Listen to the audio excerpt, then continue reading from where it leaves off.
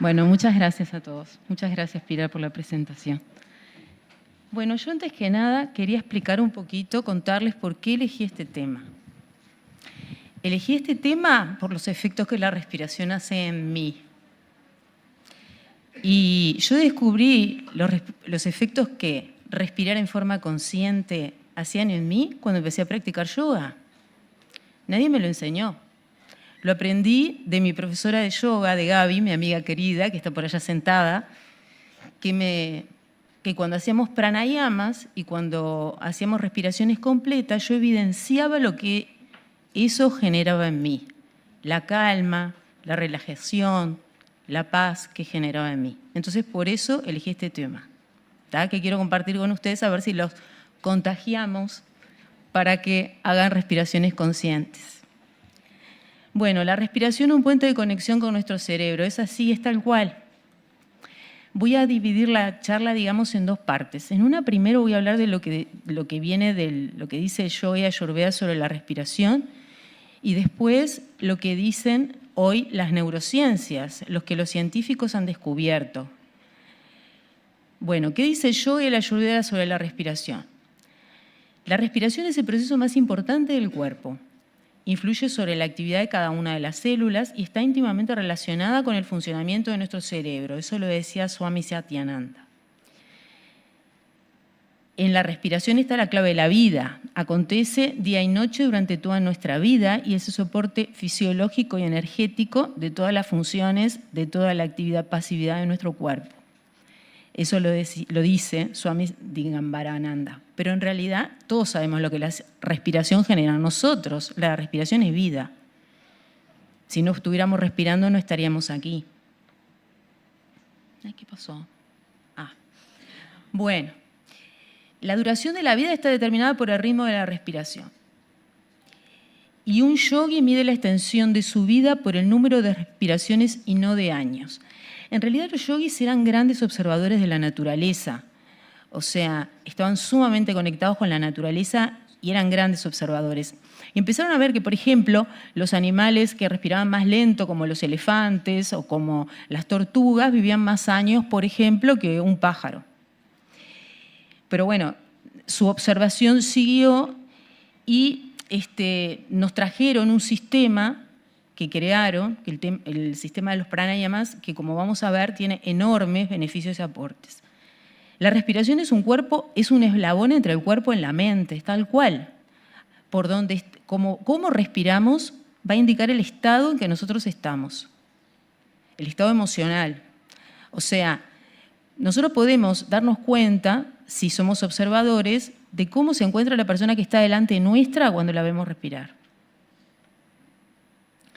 Una respiración lenta, rítmica y profunda nos va a traer estados de tranquilidad, estados mentales armoniosos. Una respiración rápida, corta y superficial nos va a generar ansiedad, miedo y estrés. Y eso creo que nos hemos dado cuenta todos en distintos momentos de nuestra vida. La respiración tiene una particularidad que es súper importante, ¿no? Por un lado, es involuntaria y automática. Nosotros no podemos evitar respirar. Lo hacemos sin pensar que estamos respirando. Pero por otro lado, es voluntaria y modificable. Entonces, si eso es así, nosotros podemos trabajar con la respiración y modificar nuestro estado mental. Bueno, y entonces acá es lo que los yogis nos regalaron, los pranayamas, ¿no? Que son un conjunto de técnicas que regulan el proceso respiratorio. Y ahí no lo puse, pero en realidad también regulan la mente. ¿De dónde viene pranayama? Pranayama viene de la palabra prana, que significa fuerza en constante movimiento. Son partículas de energía organizadas también, es otra forma de traducirlo. Energía o fuerza de la vida, pero es mucho más que eso. Y está estrechamente relacionada con el aire que respiramos. En realidad, lo podemos traducir como energía o como aire que respiramos. Pero tenemos que tener el concepto de que es más que eso. ¿Dónde está el prana? ¿De dónde lo obtenemos? Lo obtenemos del sol, lo obtenemos de los alimentos, si son alimentos saludables, naturales, orgánicos. lo obtenemos de las emociones, de nuestros estados emocionales. Y también de los lugares que habitamos, entonces de fuentes telúricas, por ejemplo, lugares de naturaleza, cerca del mar, en las montañas, son lugares que tienen un alto contenido de prana y una gran calidad de ese aire. También de la respiración y de los campos electromagnéticos de los chakras, que son centros energéticos que tenemos en nuestro cuerpo. ¿Y qué quiere decir pranayama? Pranayama quiere decir, viene de, puede ser control de la respiración, puede ser expansión o extensión de la respiración, o puede ser técnicas basadas en el control de la respiración, que sería como lo veríamos hoy, ¿no? Lo podríamos resumir así. Bueno, ¿para qué nos sirve el pranayama? O sea, los pranayamas nosotros, cuando los realizamos, vamos a obtener múltiples beneficios. En realidad, cuando nosotros hacemos un pranayama, lo que estamos haciendo es hacer una respiración consciente y la modificamos. Nosotros la modificamos. Somos conscientes de nuestra respiración y actuamos sobre ella.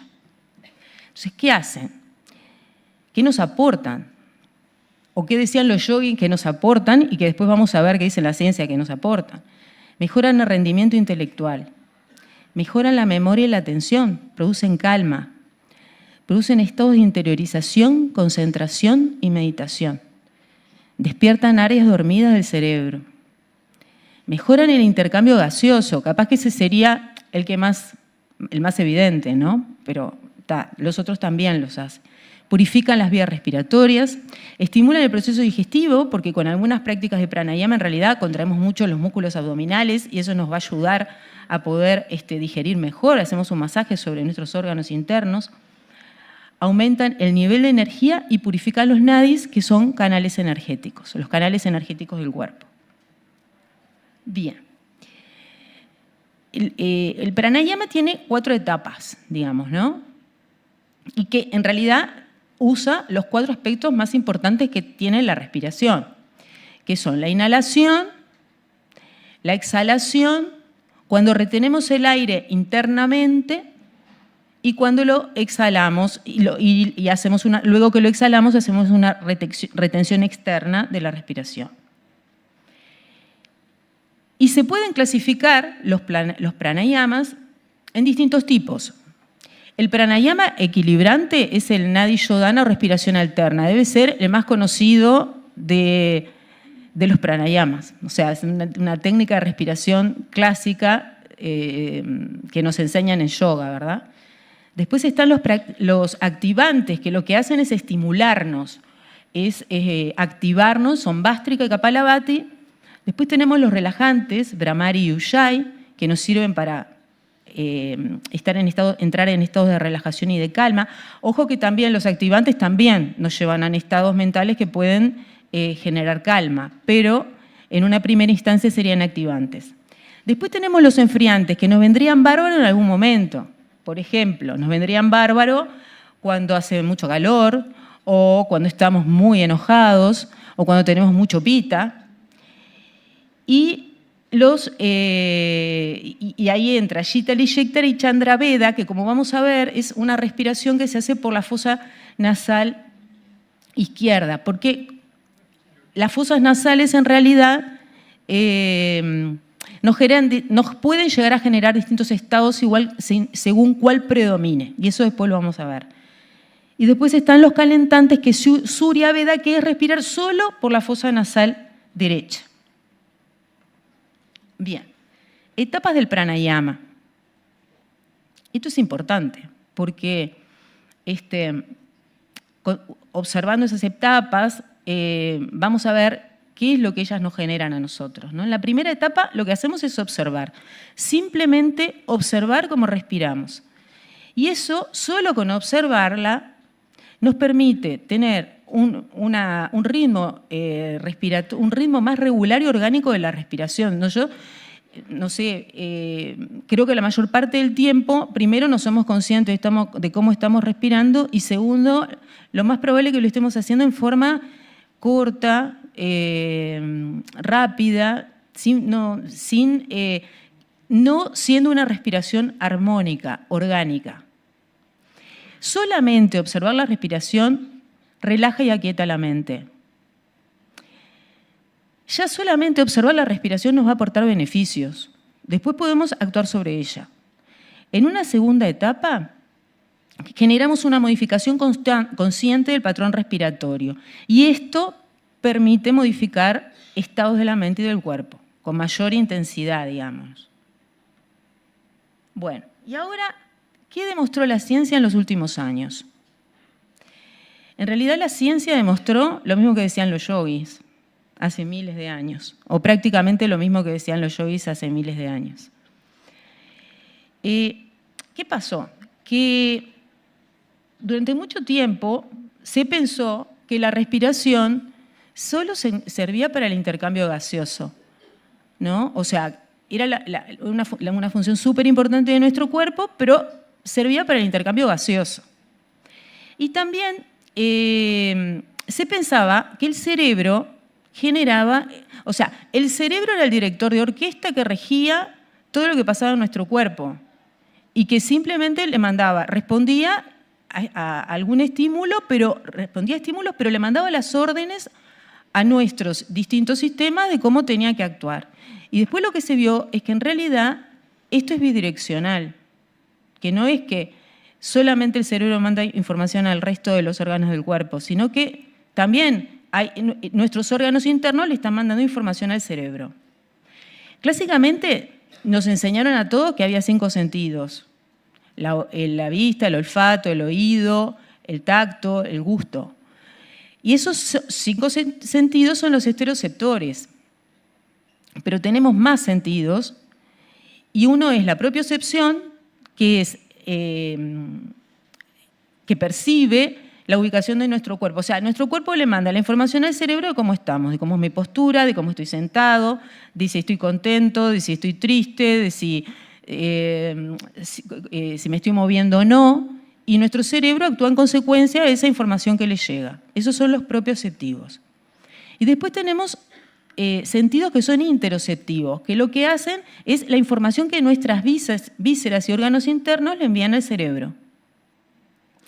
Y esto es inconsciente. Yo puse ahí involuntario, pero en realidad sí, es involuntario, pero es inconsciente. O sea, lo hace aunque nosotros no lo percibimos. Todo el tiempo nuestros órganos internos le están mandando información a nuestro cerebro de cómo estamos. Esto percibe lo que sucede en nuestro cuerpo. Y el cerebro va a responder a estos estímulos que nuestros órganos internos le envían. Uno de los más conocidos es el eje intestino-cerebro, la relación que existe entre el cerebro y entre el intestino y el cerebro y el intestino.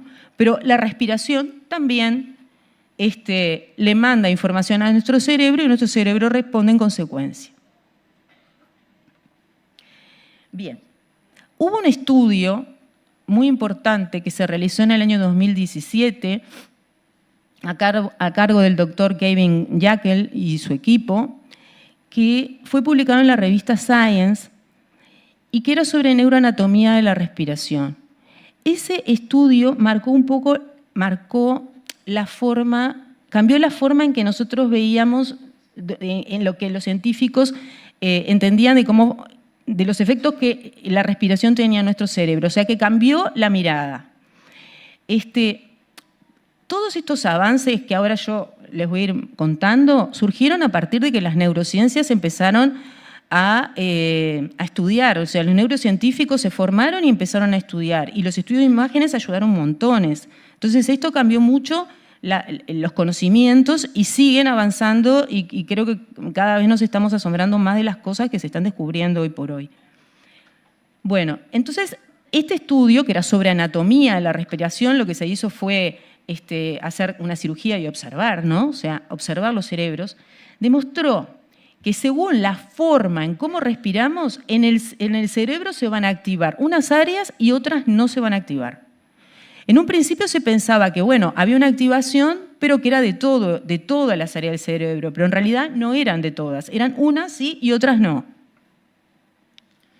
Y entonces, las áreas que se activaban cuando nosotros respirábamos eran el área de la memoria, del hipocampo, cuando nosotros inhalamos, el hipocampo que tiene que ver con la memoria, la amígdala que tiene que ver con las emociones, el lóbulo de la ínsula que tiene que ver con la idea de quién soy yo, la corteza prefrontal, que es la que me permite prestar atención, y una zona órbito-frontomedial que me da la sensación de bienestar, nada menos, ¿no?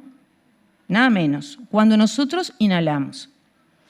Y ahí, en este dibujo, que no sé cómo manejar, bien, hay una zona que cuando nosotros respiramos se llama complejo Pre-Bötzinger, en honor a quien lo descubrió, que está localizado a nivel del tronco encefálico. Ese complejo detecta la forma en que nosotros estamos respirando y se activa. Entonces, al activarse, perdón, no me voy para atrás. A ver, no, para ir para atrás. Nada, parece que estoy. Para acá. Ahí va, ahí va. Por esta zona más o menos estaría el complejo Pre-Bötzinger. Se activa y manda información al locus coeruleus, que está acá, que en realidad lo que va a hacer es distribuir la información que le llega. El locus coeruleus va a empezar a descargar noradrenalina y va a empezar a activar las áreas en las cuales está conectado, que son el hipocampo, la amígdala y toda el área de la corteza prefrontal. A esta vía se le llamó vía ascendente pranayama. Vía ascendente porque es una vía ascendente y pranayama en homenaje a los yogis que ya habían visto esto, ¿no?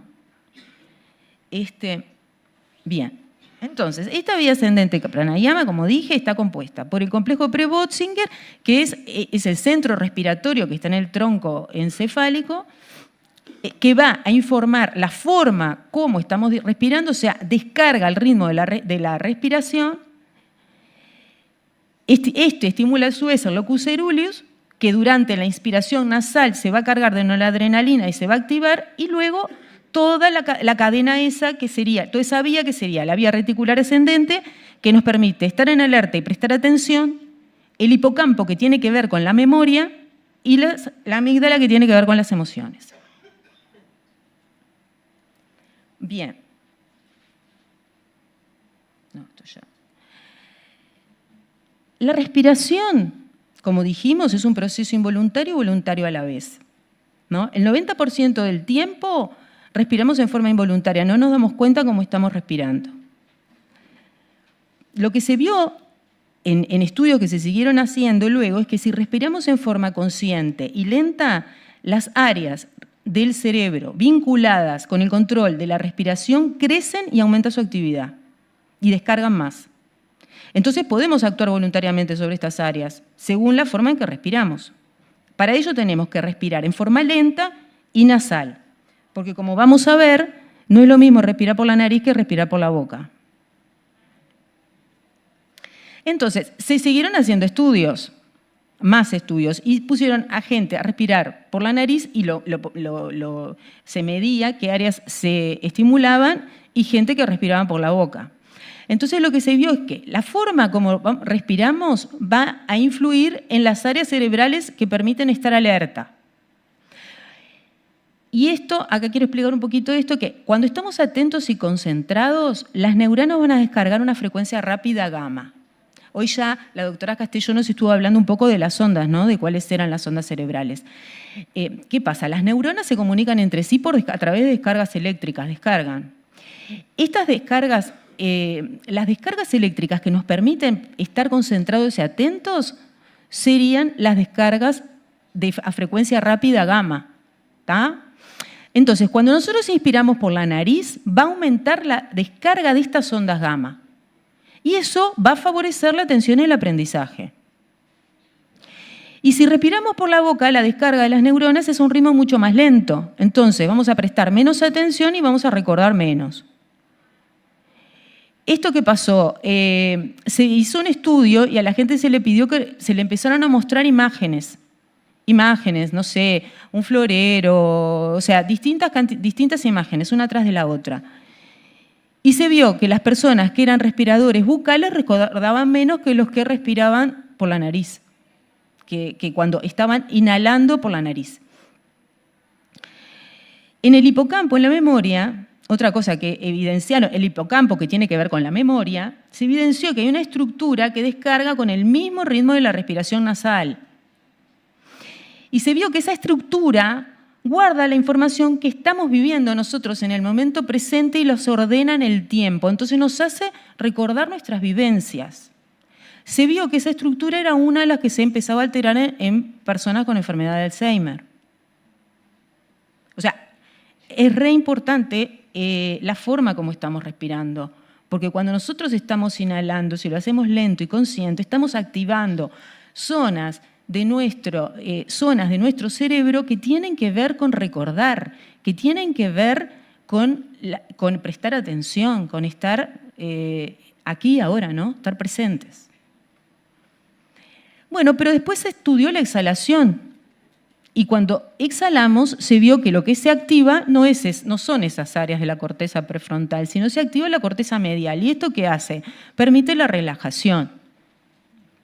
Entonces, en este caso no importaba tanto, los estudios mostraron que no importaba tanto si se hacía por la nariz o si se hacía por la boca. Lo que sí importaba era que fuera lento. Porque la exhalación lenta y prolongada promueve estados de relajación, nos relaja.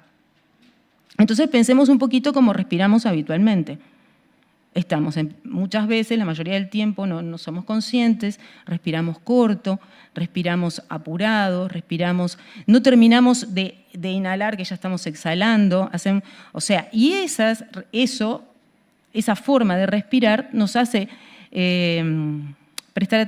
nos hace cuestionarnos, a ver, o tal vez darnos cuenta de por qué nos olvidamos de las cosas, de por qué estamos estresados todo el tiempo. O sea, lo hacemos todos todo el tiempo, pero está bueno tener esto en cuenta.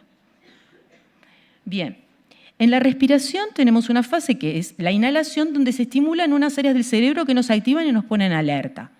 Y otras áreas del cerebro se van a estimular en la exhalación, que son otras, ¿no?, que estimulan áreas del cerebro que nos relajan. Y para que el proceso sea saludable tiene que haber un equilibrio, ¿no?, como en todo. O sea, tenemos que activar y desactivar estas áreas como si fuera un péndulo.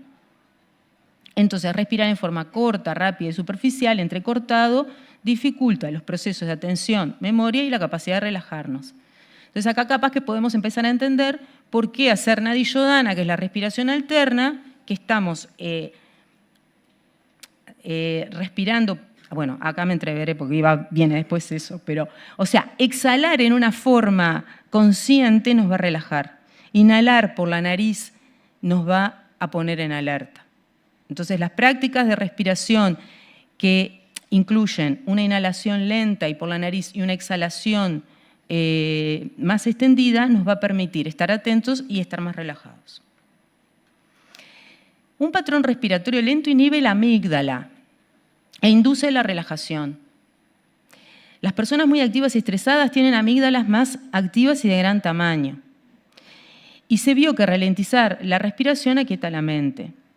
La respiración habitual es de aproximadamente 15 respiraciones por minuto, y lo que se vio es que si la llevamos a 6 respiraciones por minuto, esto tiene beneficios, y como mejorar nuestras capacidades cognitivas y relajarnos. Y otra cosa importante a tener en cuenta es el olfato. Se vio que en realidad el olfato es un sentido muy complejo y uno de los más importantes. O sea, hay quienes dicen que es el sentido más importante. Tiene su propio centro nervioso, que es el bulbo olfatorio, que el bulbo está cerca del hipocampo. El hipocampo tiene, como dijimos, que ver con la memoria. Y entonces conecta con la amígdala y la modula. Y la amígdala tiene mucho que ver con las emociones, pero también con la descarga del estrés. Entonces, si nosotros respiramos por la nariz, vamos a poder modular más la respuesta de la amígdala que si nosotros respiramos por la boca. Entonces, esto también es algo importante a tener en cuenta. Y es el sentido más conectado con la memoria. Y acá ahora me está viniendo algo a la mente de un video que le pasaron a mi esposo el otro día, que me lo mostró, que me llamó mucho la atención. Parece ser que mostraron el video de un jugador de River que, pateando el penal en la final de la Copa del Mundo, lo enfocan y él primero, antes de patear, inhala, exhala, patea penal y por supuesto que hace el gol. Y entrevistaron a una neurocientífica que está trabajando con el plantel de Boca de River Plate argentino desde hace muchísimos años y parece que les enseña técnicas de respiración a los jugadores. Entonces eso me pareció maravilloso, me pareció que, o sea, cómo en el día a día nosotros podemos aplicar esto, ¿no? Después, las fosas nasales. Las fosas nasales son muy importantes, no sirven solo para calentar y filtrar el aire, sino que respirar por la nariz, como lo venimos diciendo, nos ayuda a recordar mejor lo que vivimos. Entonces, ¿y cómo lo percibimos? Y a su vez, las fosas nasales en realidad van a activar áreas distintas de los hemisferios cerebrales. Entonces, cuando nosotros respiramos por la fosa nasal derecha, se va a activar el hemisferio cerebral izquierdo. El hemisferio cerebral izquierdo tiene que ver con el pensamiento lógico y racional. Tiene que ver con la competitividad, con el lenguaje, y estimula el sistema nervioso simpático y nos va a activar.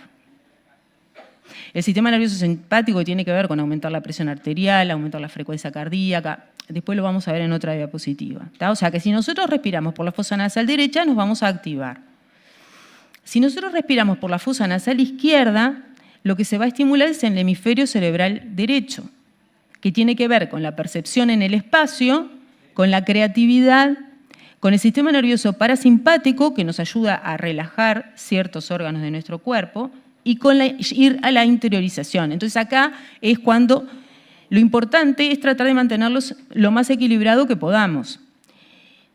Nosotros no estamos respirando siempre, no siempre respiramos en una forma equilibrada. O sea, gran parte del tiempo lo hacemos por una fosa nasal y otro tiempo por la otra fosa nasal. Si nosotros prestamos atención a eso, también podemos intervenir sobre esto, ¿no? O sea, capaz que si estamos muy nerviosos, muy ansiosos, tendríamos que intentar más bien respirar por la fosa nasal izquierda, que va a estimular el parasimpático y que nos va a ayudar a relajarnos. Y bueno, regulando voluntariamente la respiración se puede influir dentro de ciertos límites fisiológicos sobre el sistema nervioso autónomo y los órganos por él regulados. Entonces acá vemos cuáles son los órganos regulados, en realidad es todo. O sea, el simpático, por ejemplo, dilata la pupila, eso pasa en las reacciones de estrés para ver mejor, dilata los bronquios para poder respirar mejor, acelera la frecuencia cardíaca para poder correr, etc. Y al revés hace el parasimpático. Entonces, si nosotros actuamos, conocemos esto, podemos actuar sobre nuestros órganos, de alguna manera regulándonos. Entonces, en resumen, la respiración afecta a algunas áreas del cerebro, pero no a todas. La comunicación respiración-cerebro puede modularse a través del control voluntario de la respiración.